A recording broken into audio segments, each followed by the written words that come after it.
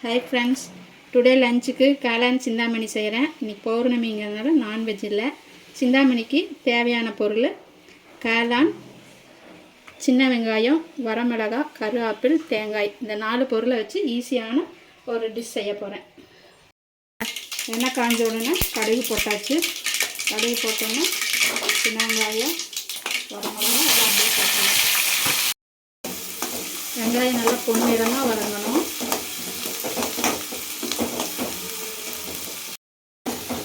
சிந்தாமணி செய்கிறதுக்கு சின்ன வெங்காயம் நிறைய கொஞ்சம் அதிகமாக போட்டோம்னா டேஸ்ட் நல்லாயிருக்கும்.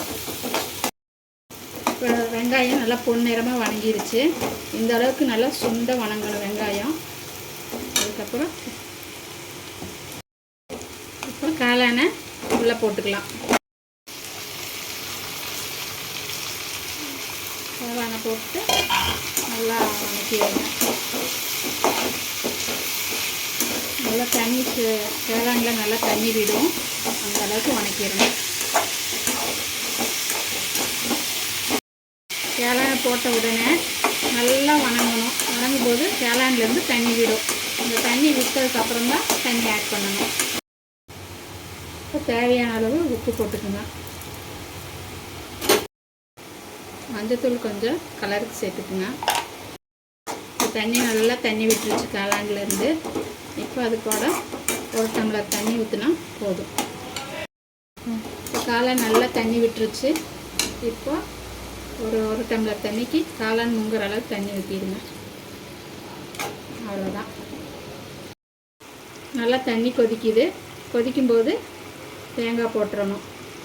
தேங்காய் நல்லா போட்டு தண்ணி எல்லாம் சுண்டுனதுக்கப்புறம் எண்ணெய் பிரிஞ்சு வரும். அப்போ இறக்கிடலாம். தேங்காய் போட்டாச்சு. இப்போ மூடி வச்சிடலாம்.